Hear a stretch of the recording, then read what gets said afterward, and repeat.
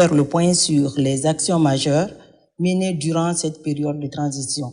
Chers téléspectateurs, à l'heure où notre pays renforce sa présence diplomatique, accompagne ses ressortissants à l'étranger et consolide ses partenariats bilatéraux et multilatéraux, chers téléspectateurs, il est essentiel de revenir sur les avancées enregistrées, les défis relevés et les perspectives qui s'ouvrent pour la Guinée. Bonsoir, Monsieur le ministre. Bonsoir. Je suis pas seul sur ce plateau, je suis avec Téli Bari. Bonsoir, Téli. Bonsoir, Makame. Bonsoir aux millions de téléspectateurs de la télévision nationale et surtout bienvenue, Monsieur le ministre des Affaires étrangères sur notre plateau. Merci. Monsieur le ministre, avant de rentrer dans le vif du sujet, on va regarder ensemble cette petite vidéo qui va planter le décor. Libreville a abrité ce samedi 3 mai 2025 une cérémonie historique, l'investiture du président élu du Gabon, son Excellence Brice Clotaire Oligui Nguema. Un événement rehaussé par la présence distinguée de nombreuses personnalités africaines, dont celle du président de la République, son Excellence le général Mamadi Doumbouya. Moment particulièrement fort de la cérémonie, le passage du flambeau symbolique du président Brice Clotaire Oligui Nguema au président général Mamadi Doumbouya. Le geste, hautement symbolique, représente l'espoir, la lumière, la responsabilité partagée et la continuité dans le devoir envers les peuples d'Afrique. Cet acte solennel a été accueilli avec enthousiasme et émotion par les milliers de personnes présentes dans les tribunes, exprimant leur joie par de longs applaudissements. Introduit auprès du président de la République, son Excellence le général Mamadi Doumbouya, par le ministre des Affaires étrangères, de l'intégration africaine et des Guinéens établis à l'étranger, Dr Morissanda Kouyaté, 16 ambassadeurs extraordinaires et plénipotentiaires ont présenté ce vendredi 10 octobre 2025 leur lettre de créance au chef de l'État. La cérémonie s'est tenue au palais Roi Mohamed V, en présence du ministre secrétaire général de la présidence de la République, le général Amara Kamara, du ministre directeur des cabinets de la présidence Guiba Diakité, du ministre de la Défense nationale Aboubakar Sidiki Kamara, du ministre de l'économie et des finances Mourana Souma, du chef d'état-major de l'armée de terre, le général Abdoulaye Keita, ainsi que du commandant du groupement des forces spéciales GFS, le colonel Mouktar Kaba.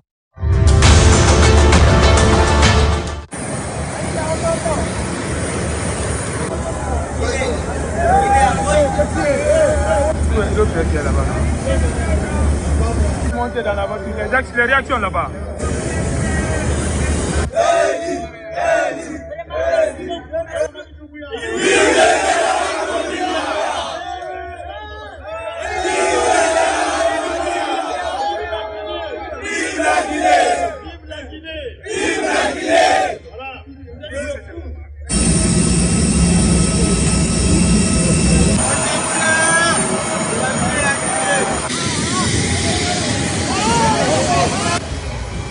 Retrouver ici un pays uni, engagé.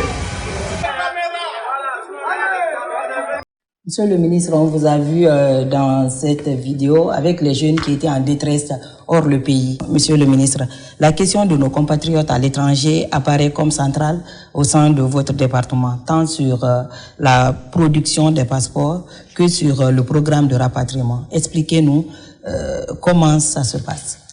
Merci beaucoup. Ce sont des images poignantes et qui quand je les revois, j'ai toujours quelques frissons. Vous avez vu le chef de l'État à la tribune, dans le stade, au Gabon.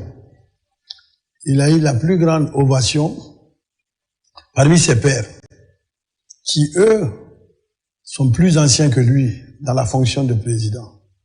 Mais comme les peuples suivent tout le monde, quand il a été présenté, il y a eu cette ovation, et ensuite, le président gabonais lui a passé le flambeau, qui était tout un symbole. À ce niveau-là, on ne passe pas le flambeau à n'importe qui, et pas n'importe comment. Et un passage de témoin de ce genre se fait devant le monde entier. Et cela a été acclamé. Parce que, comme on le dit, les autres ont fait de la transition. Ici, le chef de l'État a fait de la refondation. faire en même temps la construction des institutions, préparer des élections, coudre le tissu social, et puis construire l'économie du pays, et aussi faire des institutions politiques de gouvernance. Ces trois piliers ont été menés diplomatiquement par le chef de l'État. Mais comme les images le montrent, la force de la diplomatie guinéenne réside dans la réconciliation, je dis bien la réconciliation, entre les Guinéens établis à l'étranger et les Guinéens de l'intérieur. Pour ceux qui sont un peu plus âgés, ils savent que cette cassure existait. Les Guinéens qui étaient à l'extérieur étaient considérés comme des Guinéens, pas Guinéens, même des anti-Guinéens, c'était le terme. Être à l'extérieur aussi voulait dire qu'on a abandonné son pays, on n'en veut plus. On se regardait comme ça.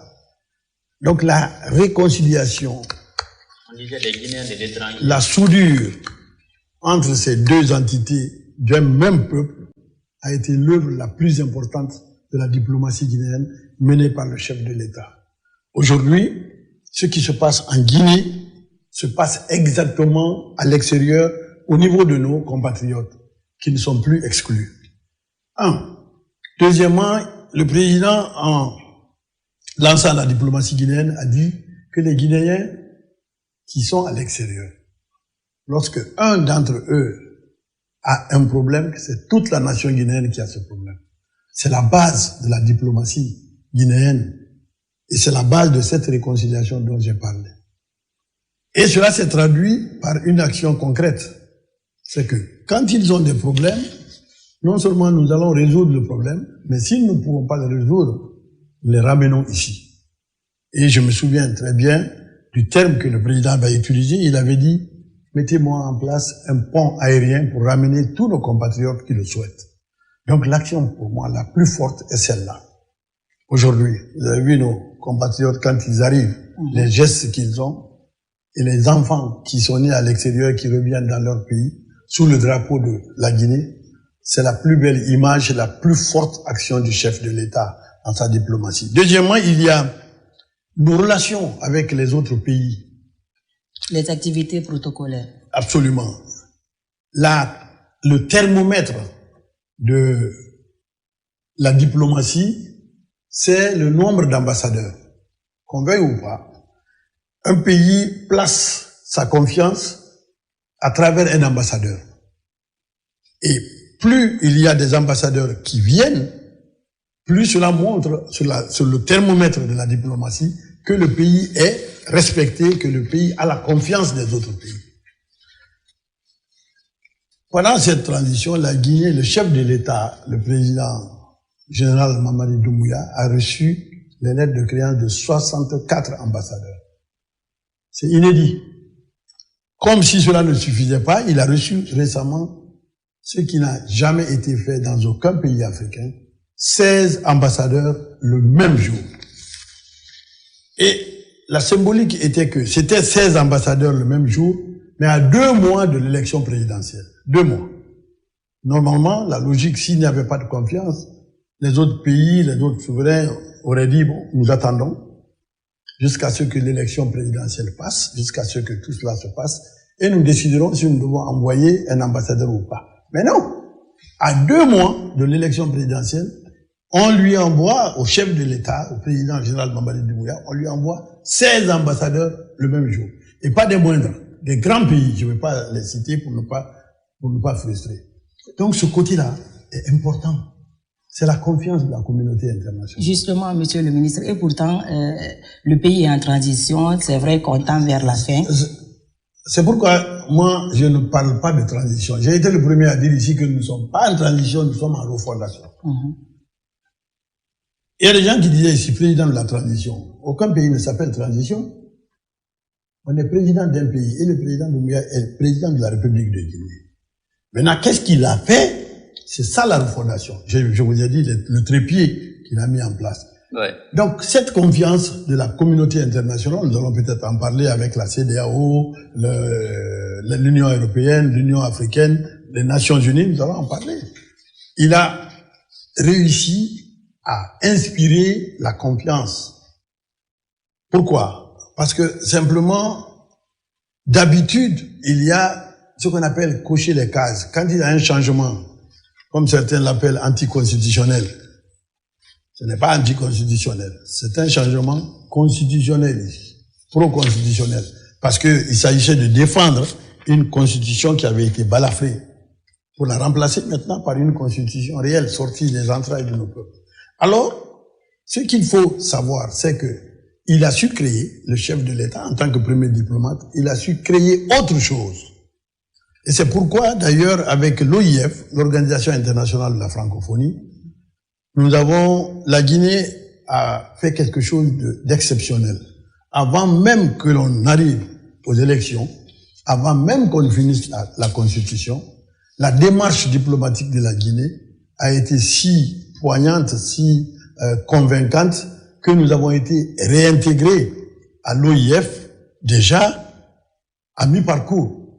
Parce que ils ont compris que la marche que nous avons prise, que nous avons engagée sous le leadership du président général Mamadi Doumbouya, que cette marche allait vers un but bien défini. Monsieur le ministre, cette intégration, avant, il y a la MANO-RIVA, la CEDEAO, l'Union africaine, la francophonie ou encore les Nations unies, pour ne citer que ces institutions, ces organisations avaient pris une position au lendemain du 5 septembre, réclamant un retour à l'ordre constitutionnel vers la Guinée, tenait à faire respecter son choix. Vous avez parlé tout à l'heure de l'OIF. L'OIF a compris les enjeux, les Nations unies aussi la même chose.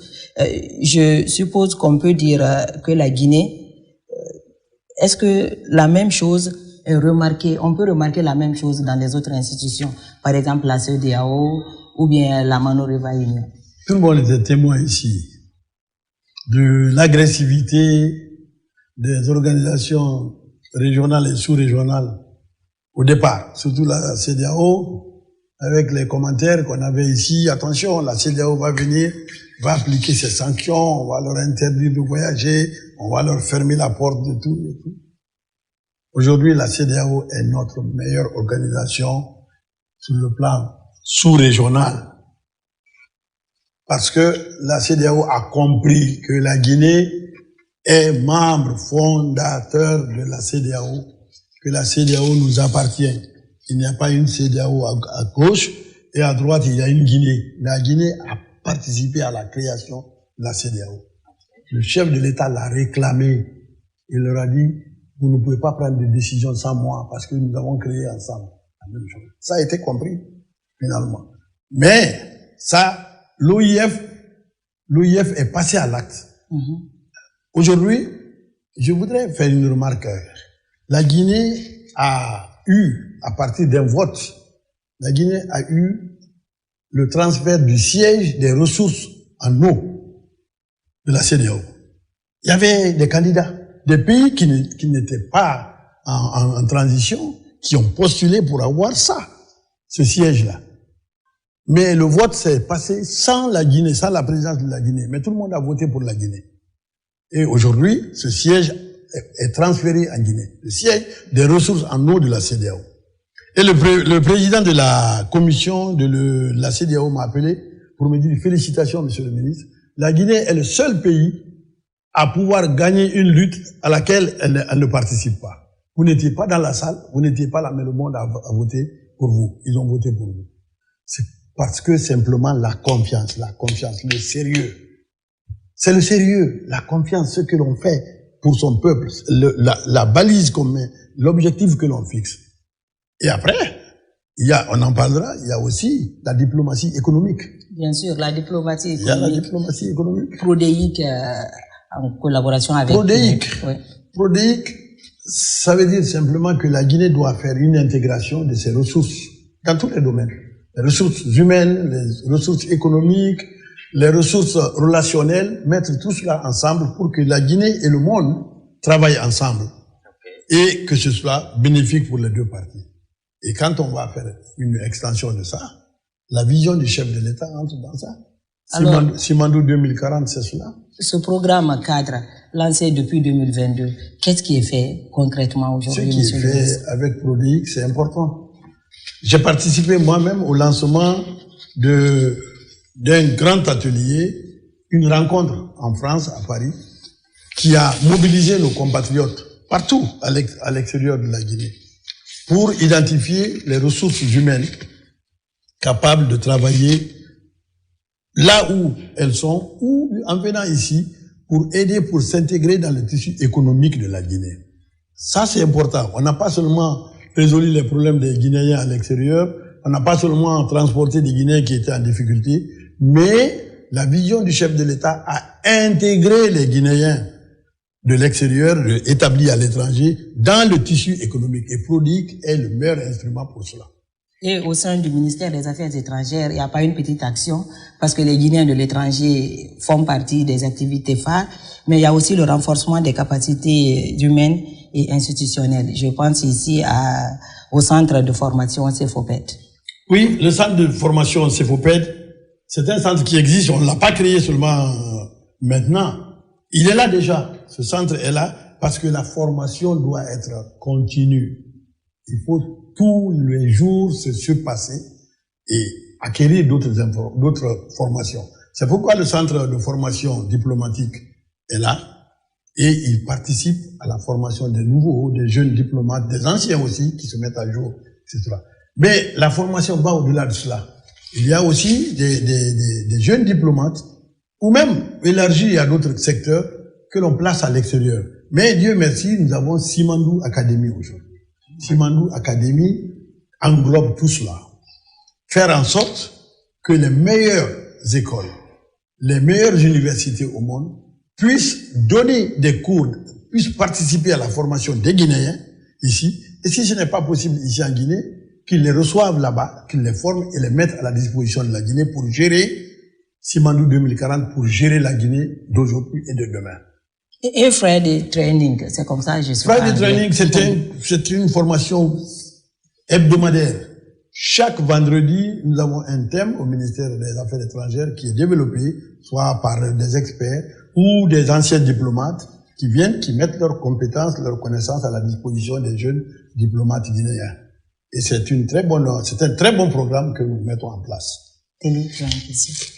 D'accord, merci beaucoup, Monsieur le Ministre, pour cette déclaration et tout ce que vous avez expliqué tout à l'heure à travers les avancées. Vous avez évoqué le rapatriement des Guinéens établis à l'étranger. On a plus de, aujourd'hui, 64 ambassadeurs accrédités en Guinée. La relation bilatérale est encore en train d'évoluer. Moi, je vais vous poser une question peut-être un peu personnelle. Vous conduisez aujourd'hui la diplomatie guinéenne depuis septembre, disons, depuis la prise du pouvoir par le CNRD.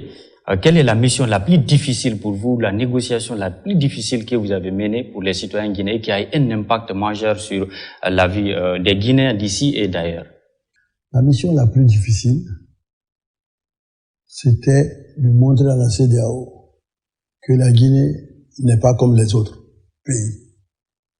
Et pourquoi la Guinée n'est pas comme les autres pays? Parce que la Guinée est le premier pays indépendant ici de la sous-région, des pays francophones. La Guinée est le pays qui a lutté pour qu'il y ait CEDEAO, pour qu'il y ait Union africaine. Il a fallu d'abord que les peuples soient libres. La Guinée a pris le flambeau pour libérer les autres. Donc on ne peut pas être étranger sous notre propre véranda. C'est ça qu'il fallait. C'était très difficile. C'était difficile pas pour nous, mais pour eux. Parce que on n'arrivait pas. Les gens oubliaient la place de la Guinée. Avant que je ne sois ministre, vous vous rappelez, lorsque aux Nations Unies, on a commencé à dire coup d'État, junte, récemment, après le 5, je suis allé aux Nations Unies. Je n'étais rien. Je n'étais chargé d'aucune mission par qui que ce soit. Je suis allé aux Nations Unies, j'ai dit, vous avez vu les images, j'ai dit, la Guinée ne doit pas être punie, la Guinée doit être accompagnée. Parce que la Guinée a accompagné beaucoup de pays. La Guinée a libéré beaucoup de pays. Ici. La Guinée. Donc, la mission la plus difficile, c'était ça. Pas au niveau de la Guinée, mais au niveau de nos interlocuteurs. Aujourd'hui, Dieu merci. Nous sommes des amis, nous sommes des frères, nous sommes des sœurs.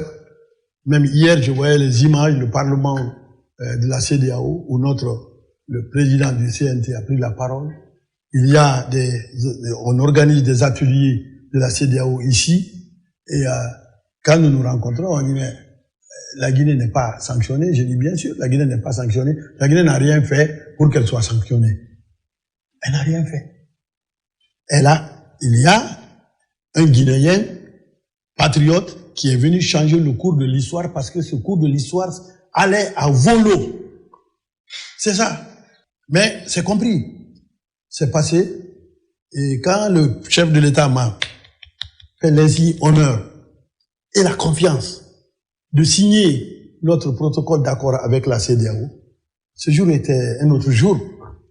Il a fallu la conviction du président de la République pour dire, OK, je suis indépendant, je veux mon pays dans un autre état que celui-ci, mais je suis prêt à dialoguer avec vous pendant 2 ans. Donnez-moi 2 ans pour que j'en finisse. C'était pas facile. Ouais. C'était pas facile. Il l'a fait, Dieu merci. Aujourd'hui, l'histoire lui a donné raison. D'accord, monsieur le ministre. Aujourd'hui, vous savez, il y a beaucoup de citoyens, je vais prendre un exemple sur un grand frère à Kérouani là-bas, qui se pose souvent la question de savoir quand on parle du ministère des Affaires étrangères, pour lui, ce ne sont que les affaires à l'étranger qui sont gérées par le département. Est-ce qu'aujourd'hui, concrètement, vous pouvez expliquer à ces citoyens le bénéfice ici des résultats obtenus par le ministère des Affaires étrangères sur leur quotidien, concrètement, à travers toutes ces relations et puis tout ce que vous menez avec les pays, nos partenaires bien sûr? Très bien. Il y a 2 choses importantes qui ont été décidées par le président, le premier diplomate. Premièrement, nous avons parlé de nos compatriotes tout à l'heure. Quand on prenait la parole ici au début, ou bien quand il y avait une publication en bas, passeport, tout le monde, parce que c'était un drame. Nos compatriotes ne pouvaient plus avoir de passeport. Ils ne pouvaient plus changer leur passeport. Ils ne pouvaient plus le renouveler. Tout était bloqué. La première des choses, c'est que non seulement on a mis en place le système qui rapproche la biométrie de nos compatriotes, on a mis dans toutes les ambassades presque des machines. Là où ils devaient prendre l'avion pour venir passer devant une machine, cette machine, on l'a amenée là-bas. Okay. Donc, ils quittent leur chambre, ils vont à l'ambassade, ils trouvent la machine, ils prennent les empreintes, on nous les envoie et c'est imprimé ici. Ça faisait le circuit ministère des Affaires étrangères, ministère de la Sécurité et tout. Le président a vu, il a dit que c'est lent. Et il a dit, pourquoi tout ce circuit? Prenez les machines, mettez-les directement en contact avec les machines de l'extérieur et je demande au ministère des Affaires étrangères d'imprimer les passeports ici avec l'appui du ministère des Affaires de la Sécurité. Aujourd'hui, j'ai les chiffres ici. J'ai les chiffres sur les passeports parce que avant, on pouvait faire 10 passeports en 10 mois. Ouais. Et ça ne partait pas.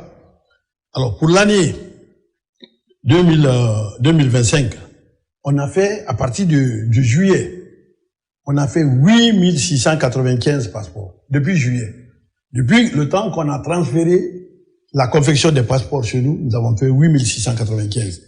Et quand on fait la somme de tous les passeports que nous avons fait depuis, puisque vous demandez un bilan, depuis 2022, nous avons 62 595 passeports qui ont été confectionnés et envoyés à nos compatriotes.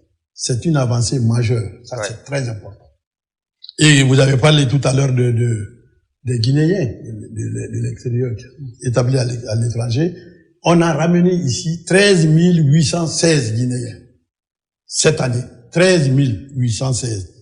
Et depuis que le président est arrivé aux affaires ici, il a fait entrer 40 721 Guinéens.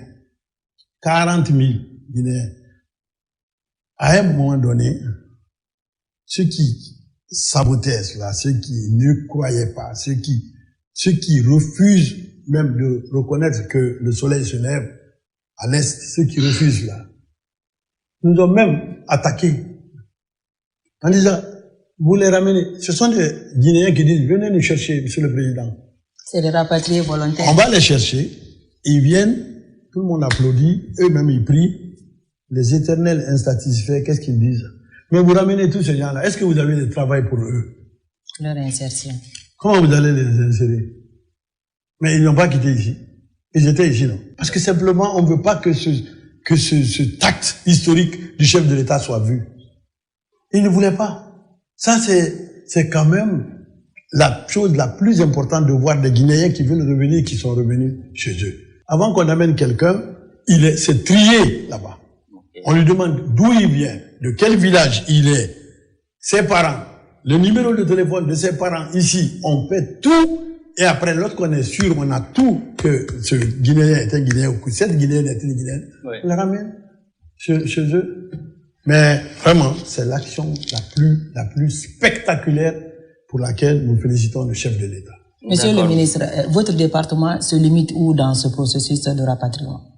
Rapatriement, nous faisons ça, nous avons le leadership, parce que c'est des Guinéens établis à l'étranger, nous sommes chargés de ça. Mais nous ne le faisons pas seuls. Nous faisons avec le ministère de la Défense, le ministère de la Sécurité, les douanes, comme le ministère des Finances. Et vous voyez, il y a un acte aussi, c'est les cartes d'identité nationales que le président a rendues gratuites. Oui. Ça se fait, quand c'est pas gratuit. C'est lui qui a pris sur son budget pour payer cela. Ouais. Le manque à gagner. Donc le ministère des Finances, le ministère du Budget, tout le ministère de la promotion féminine, quand on amène les femmes, on le fait en multisectoriel, mais sous le leadership de la diplomatie guinéenne et donc sous le leadership du chef de l'État. Alors, monsieur le ministre, on va parler aussi de la construction et rénovation de nos ambassades. Oui. Aujourd'hui, beaucoup de nos ambassadeurs sont chez eux, on va dire comme ça, parce que les Guinéens n'est plus à l'étranger, même hors le pays, parce qu'ils sont dans leur propre maison. À partir de quel constat êtes-vous parti pour décider de construire ou de racheter des bâtiments destinés à abriter nos chancelleries? Le président a dit, nous allons faire comme avant. Quand la Guinée est devenue indépendante en 1958, elle a cherché, elle l'a obtenu à être diplomatiquement représentée comme tous les pays, les autres pays. Donc, dans tous les pays où nous avions des ambassades, les ambassades étaient achetées par la Guinée ou construites par la Guinée. Et les diplomates guinéens étaient bien logés. Mais certains irresponsables ont revendu tout ça. Revendre les ambassades. Et donc, quand le chef de l'État, le général Mamadi Doumbouya, est venu aux affaires, qu'est-ce qu'il a dit? Il a dit, mais si nous n'avons pas de représentativité physique, nous ne sommes rien. Donc, je peux citer ce qu'on a fait. Allez-y. En termes de construction de chancellerie, on a le Mali qui est en chantier, le Nigeria qui est en chantier. Nous avons Washington qui est en rénovation, notre ambassade. Nous sommes en train de construire une nouvelle ambassade en Éthiopie. C'est en chantier. Nous avons acheté, le chef de l'État, il a acheté une ambassade à Madrid, une ambassade à New Delhi en Inde, une ambassade à Londres, une ambassade à Genève, une ambassade au Brésil, une ambassade au Libéria et à Berlin. Je cherche même à aller faire quelques inaugurations avant la fin de l'année. C'est acquis. C'est acquis. Aujourd'hui, quand on vient, on dit, voici l'ambassade de la Guinée.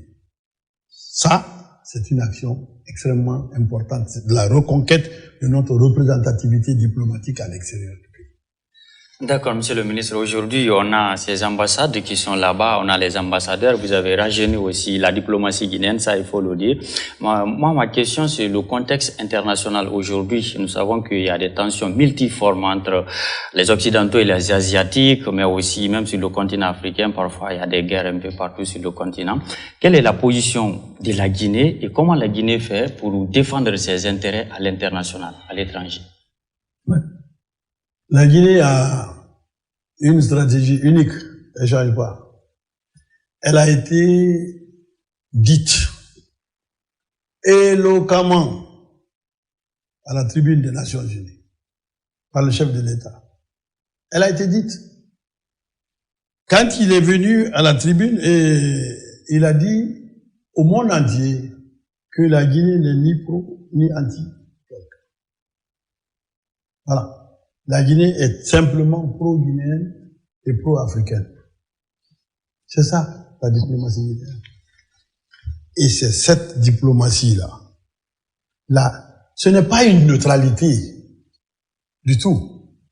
Être ni pro ni anti ne veut pas être neutre. Parce que la neutralité, souvent, suppose qu'on ne fasse rien. Mais nous sommes actifs dans ce ni pro ni anti. Nous sommes actifs. Nous prenons part aux discussions dans le monde, à la résolution des conflits. Il y a beaucoup de choses que le chef de l'État fait qui ne sont pas visibles, qui respectent la diplomatie. Il a fait beaucoup de choses. Et c'est ça qui fait que la Guinée est respectée aujourd'hui. Et les gens s'étonnent de voir que personne, il y en a qui sont même fâchés, que personne ne nous connaît en guerre avec personne. Comme si être en guerre, ça veut dire on est bien. Nous sommes en guerre avec personne. Nous sommes en guerre contre le sous-développement, contre la prévarication, contre la dichotomie qui existe entre les richesses de la Guinée et le niveau de son développement économique. Le président est en guerre contre cela, mais pas en guerre contre tel pays. Si nous devrions être en guerre contre les pays, on pouvait être en guerre avec la France qui nous a colonisés. Aujourd'hui, les hôpitaux, 4 hôpitaux qui sont en train d'être construits par la France, nos relations avec la France sont bonnes et tout. On se respecte, on sait, chacun sait que nous sommes tous les deux pays indépendants. Nous collaborons, nous coopérons, et nous coopérons avec les États-Unis, avec les Africains, avec les Asiatiques, la Chine et tout le monde. Ni pro, ni anti, mais simplement pro-guinéen et pro-africain. C'est cela. Nous sommes en guerre avec le sous-développement. Oui. Monsieur le ministre, on va parler de la gestion financière. Oui. La LFI et la LFR ont alloué des fonds à votre département. À ce stade, quel est le taux d'engagement et le taux d'acquisition? Très bien.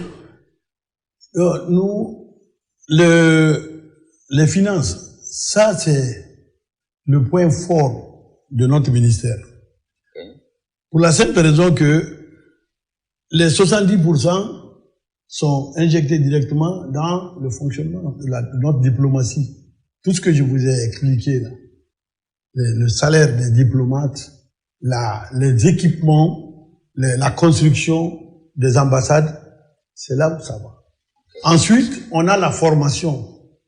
Et tout ceci, la formation, les constructions ici, et même à l'intérieur ici, vous avez vu la rénovation que nous avons faite. Aujourd'hui, si vous allez au ministère des Affaires étrangères, vous pouvez regarder ce qui a été fait. Ouais. Mais, ce n'est pas suffisant. On n'est pas des pleurnichards pour dire ce n'est pas suffisant. Non. Nous faisons avec ce que nous donne le pool financier. On est dans un pays où nous sommes sectoriels. Ouais. Donc, il n'y a pas de ressources à l'infini. Il y a un arbitrage qui donne à chacun la possibilité de réaliser certaines activités. Donc, nous ne sommes pas, on ne pleurniche pas. On s'arrange, on s'organise pour faire avec ce qu'on nous donne, ce qui est nécessaire, ce qui est percutant, ce qui est visible, ce qui a un impact. Et on nous a alloué 1268 milliards 410 millions 279 801 francs guinéens. C'est ce qu'on a eu. Et nous avons fait un taux d'engagement de 72% et un taux d'exécution de 58%. Donc, ce qu'on nous a donné, on est en train de l'exécuter, on a presque fini. Même aujourd'hui, on parlait de ça. On n'a pas suffisamment de ressources, mais on fait avec ce que nous avons. Monsieur le ministre, on a presque touché les grandes actions de votre département. Et si on vous dit aujourd'hui de quoi vous êtes fier de votre bilan? Moi, je suis fier d'une seule chose. La Guinée a démontré qu'elle a sa place sur le plan international. La Guinée a montré au monde entier qu'elle n'est pas n'importe quel pays. La Guinée a montré au monde international que la jeunesse est revenue au pouvoir. Notre indépendance, la conquête, tout le monde est fier. Notre indépendance. Oui, on s'est battu. Qui s'est battu? 90% de ceux qui se sont battus, c'était des jeunes. Le premier président, 36 ans, quand il devenait président, 36. Donc la fierté que moi j'ai, c'est de voir les jeunes participer activement à ça. La vieille formule, les scélérates, qui disent que si vous n'avez pas d'expérience, vous ne pouvez pas avoir un poste. Mais comment vous pouvez avoir l'expérience si vous n'avez pas fait un poste? Comment? Le président a pris la décision de placer sa confiance aux jeunes. Ils sont partout. Regardez, ce sont des jeunes qui sont partout. Notre diplomatie aujourd'hui, elle est rajeunie. Je vois des éternels insatisfaits. Oui, ils n'ont pas le niveau, ils sont nombreux là-bas. Quand on ne connaît pas quelque chose, on n'en parle pas. Ouais. Aujourd'hui, vous allez dans une ambassade, tout le monde vous le dira. Vous trouverez des gens qui vous accueillent, qui vous dirigent, qui vous assistent. Et ce sont des jeunes qui sont contents. Ils sont accessibles. Accessibles. Ouais. Je dis toujours une chose, et je la répéterai tout le temps. N'oublions pas que nous avons un chef d'État qui est jeune. Ouais. Il faut pas oublier ça. Les jeunes ont tout intérêt à l'aider, et ça se voit. Monsieur le ministre, on a quelques questions pour vous. Oui, et au moins des questions. Ma première question, c'était pourquoi cette politique de rajeunissement de la jeunesse, mais vous avez répondu en partie ici. La deuxième question, ça concerne la diaspora. Aujourd'hui, depuis que vous êtes au département, beaucoup de choses sont en train d'être réalisées pour la diaspora, notamment avec les passeports aujourd'hui. Les machines sont là-bas, ils vont s'enrôler là-bas et avoir sur place. Vous avez redynamisé encore beaucoup de, comment on appelle les structures de la diaspora, là, un peu partout à travers le monde. Voilà, le Haut Conseil. Justement. Aujourd'hui, qu'est-ce que vous êtes en train de mettre en place? Quelle nouvelle politique encore vous êtes en train de mettre en place pour satisfaire beaucoup plus la diaspora guinéenne? Parce que elle est nombreuse, il faut le dire, à l'étranger. Pendant ces 4 années, on a tout mis en place. Maintenant, il faut travailler. Quand le président prenait ses responsabilités, le Haut Conseil, la Constitution, l'élection du Haut Conseil des Guinéens à l'étranger avait échoué ici. Ouais. Impossible d'élire un bureau. On se souvient de ça. Impossible. La première chose, c'est qu'on les a mis ensemble, ils ont été responsables comme ils l'ont été toujours. C'est que c'est des gens qui étaient derrière, qui manipulaient. Quand ils ont vu que nous n'étions pas dedans, que le pouvoir politique ne s'engageait pas là-dedans, que l'administration ne s'engageait pas dedans, ils se sont retrouvés, les Guinéens, ils sont suffisamment intelligents pour faire cela, ils ont créé un Haut Conseil des Guinéens établis à l'étranger. Ce Haut Conseil travaille avec nos ambassades, en synergie, et aide à résoudre les problèmes des Guinéens. C'est ça qui est important. Ils se prennent eux-mêmes en charge, ils participent à la prise en charge, à la résolution de leurs problèmes, ou à la promotion de leur propre état d'existence. Et ça, c'est important pour nous. Je profite de l'occasion pour saluer le Haut Conseil des Guinéens établis à l'étranger. Non seulement au niveau international, mais dans tous les pays où nous avons ce Haut Conseil-là. Ça nous aide beaucoup, ça aide le chef de l'État à gérer nos compatriotes à l'extérieur.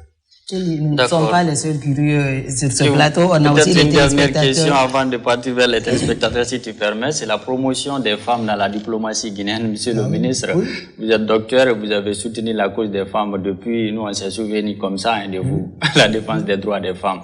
Dites-nous aujourd'hui quel impact ça a eu ici la promotion des femmes dans la diplomatie guinéenne. La place des femmes au sein de votre département. La chance que moi j'ai eue, c'est que toute ma carrière de médecin, d'activiste des droits humains, c'était autour de la promotion et de la protection des femmes et des filles et des enfants en général.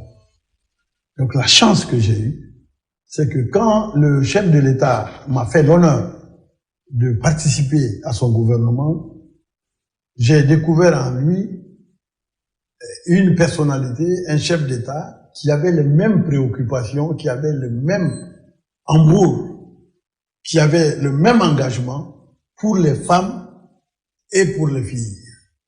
Et en gros, pour les enfants. Ça a été intérieurement un soulagement et ça m'a requinqué. Vous avez vu, l'année dernière, notre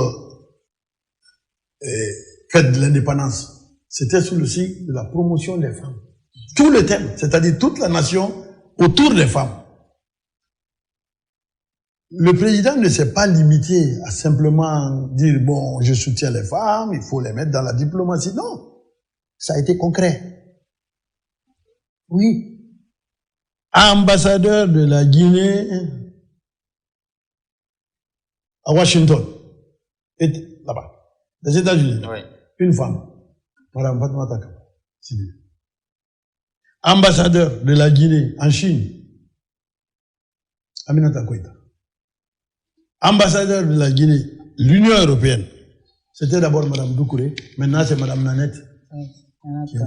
Ambassadeur de la Guinée en Malaisie, Madame Koumba Diop. Ce sont les femmes. Des grands pays, le président a mis les femmes. Ambassadrice de la Guinée auprès de l'Italie et de la FAO et tout, Madame Kobele. Ambassadrice de la Guinée récemment auprès de la Libye, Madame Massakaba.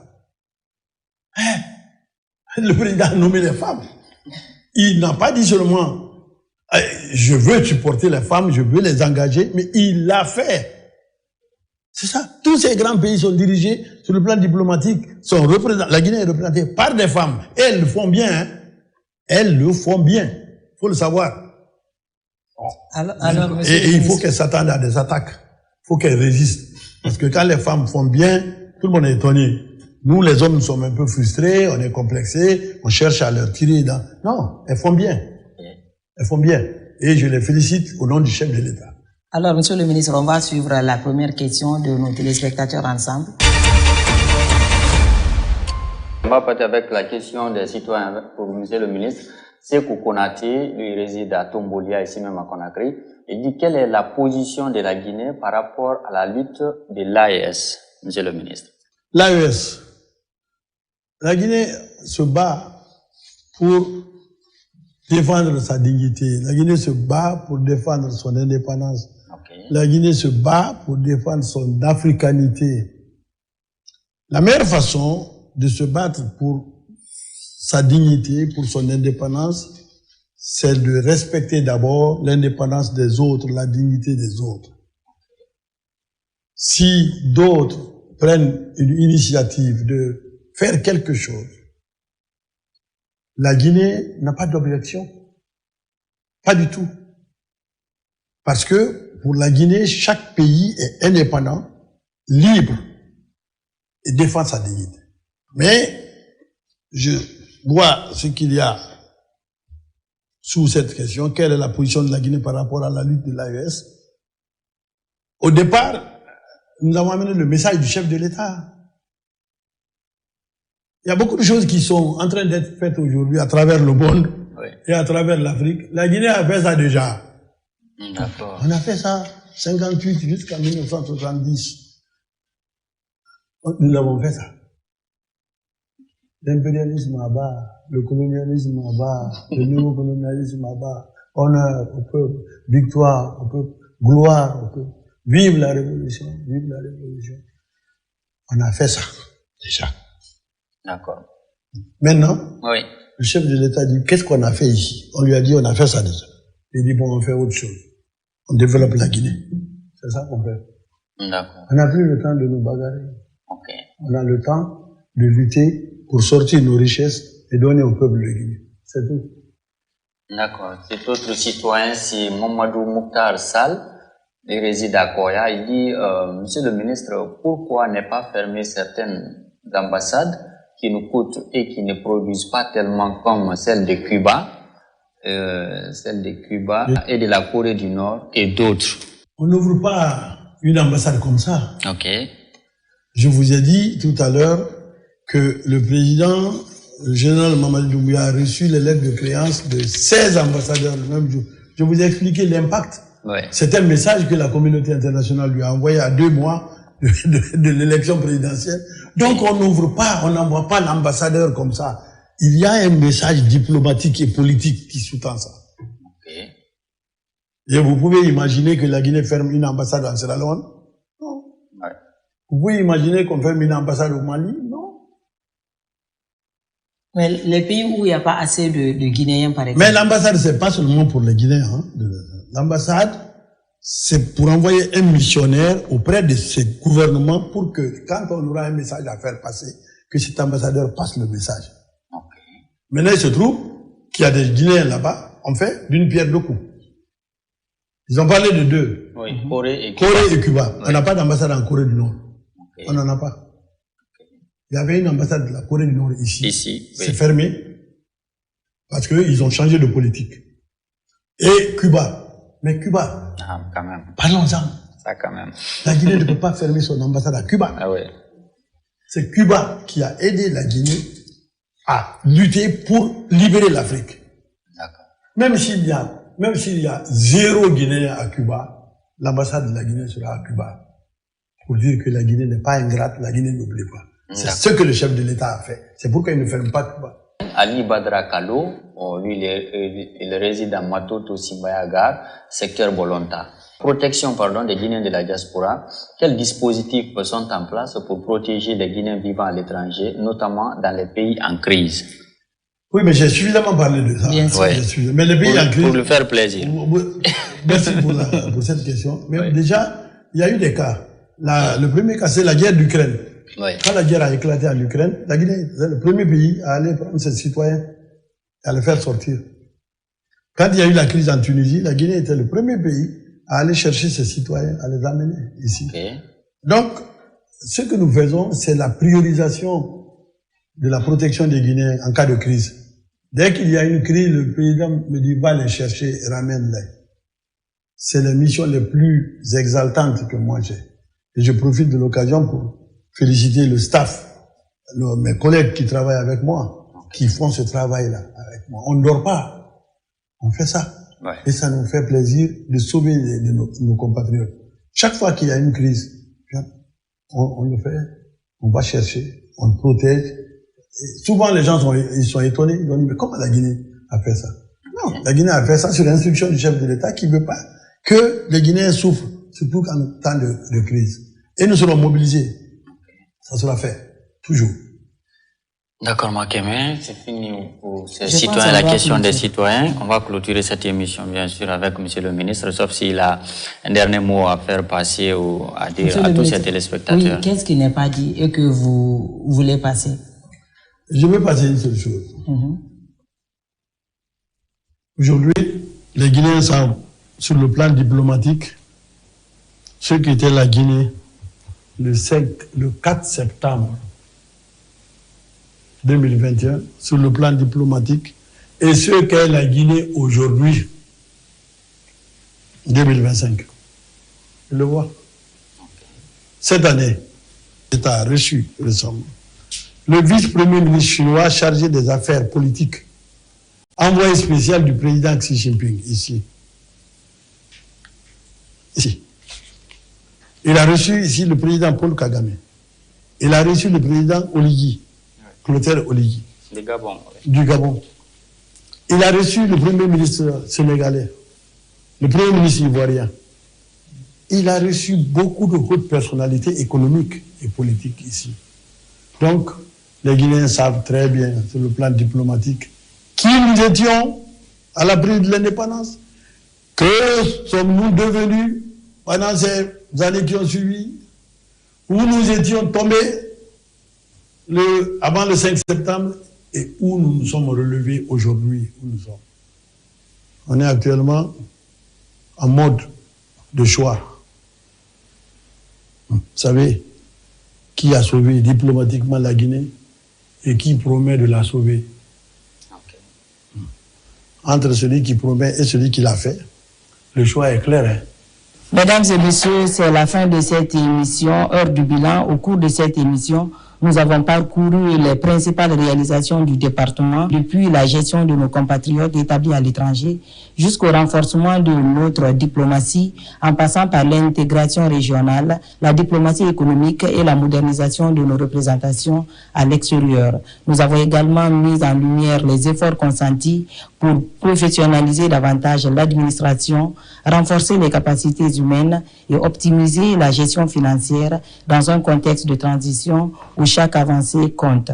Chers téléspectateurs, merci Monsieur le ministre pour votre disponibilité, pour vos éclairages et pour la transparence avec laquelle vous avez partagé les résultats obtenus. Merci également à nos téléspectateurs et nos auditeurs pour leur fidélité et leur engagement citoyen. Rendez-vous pour une prochaine édition, toujours dans le même esprit, comprendre, analyser et évaluer l'action publique. Excellente fin de journée à tous et à toutes.